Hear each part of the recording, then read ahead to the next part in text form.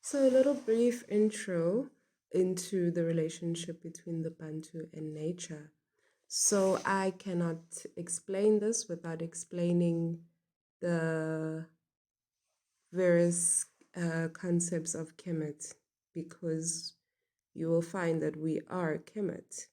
According to the great Sanusi Ubabu Credo Vusamazulu Mutwa, Kemet began in the south of Africa and moved down north along the Nile Meridian on the continent. He further stated that Bantus would migrate along the Nile Meridian all the way north to the Arctic. And his example, the example he used was the similarities in language. In Zulu, you will call a house indlu.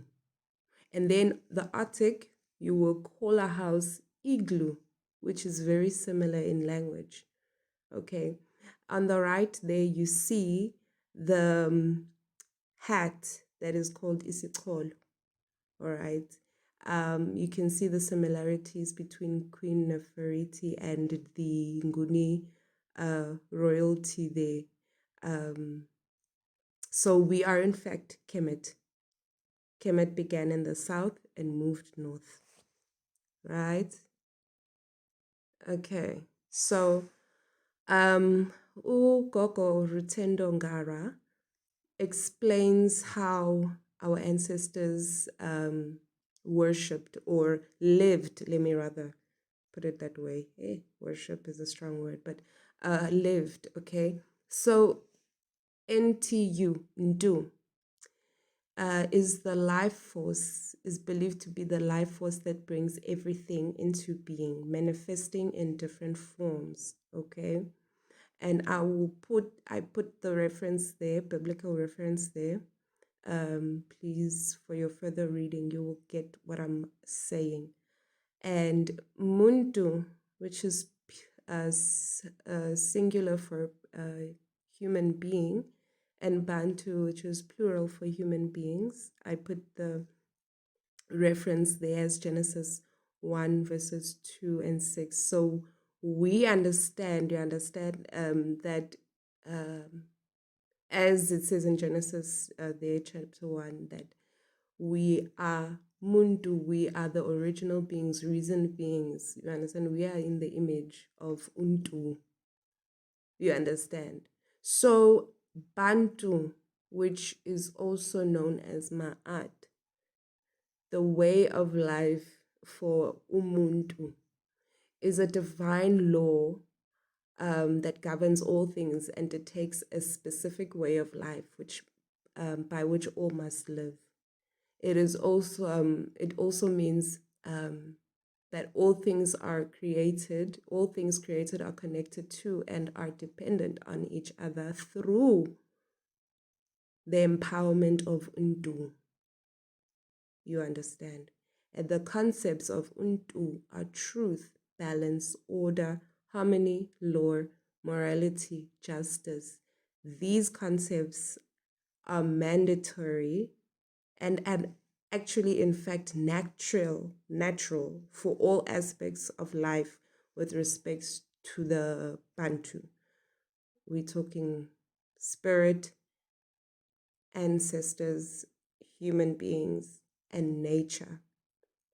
We just knew how to respect all these aspects of life. All right. So I'm going to recap in the video that I did, Life is Spiritual, Demystifying Spirit and Sustained Initiation. I mentioned that Genesis 1 is more spiritual creation, and then Genesis 2 is physical creation, or the physical manifestation of the spiritual, the first creation, which is spiritual. And I mentioned that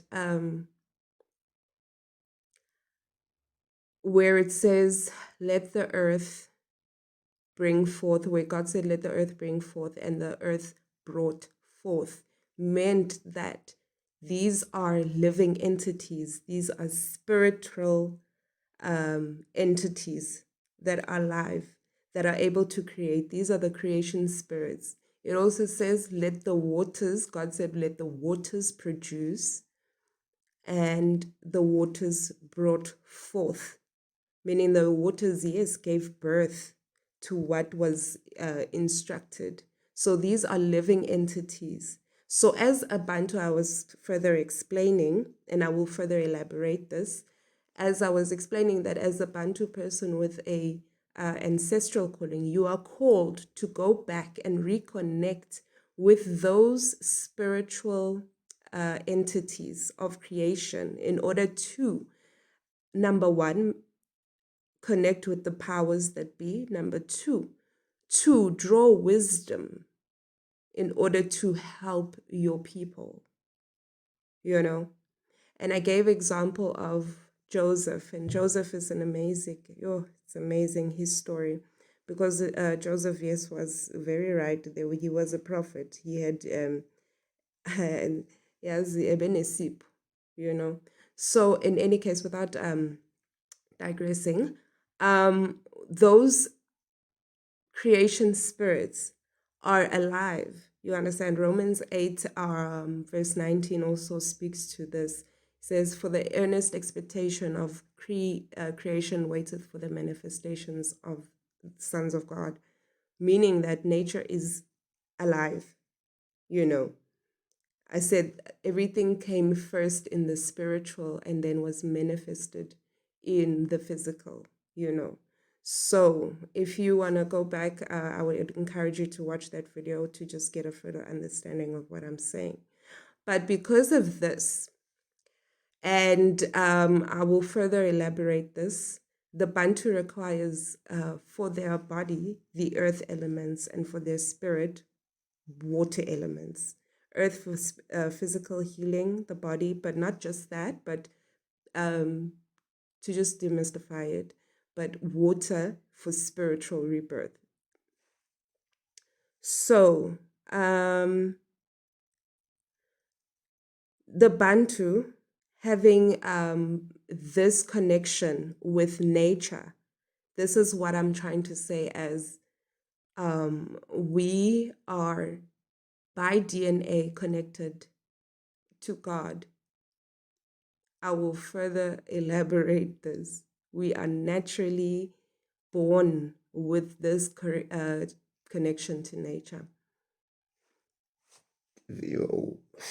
Marcos, your prophets, your ancestral prophets, your ancestral calling workers are your proof of this. We are naturally born and inclined. We are called to connect with the elements of nature in order to heal the Bantus, to heal the nations. All right? Yes, Tolozan.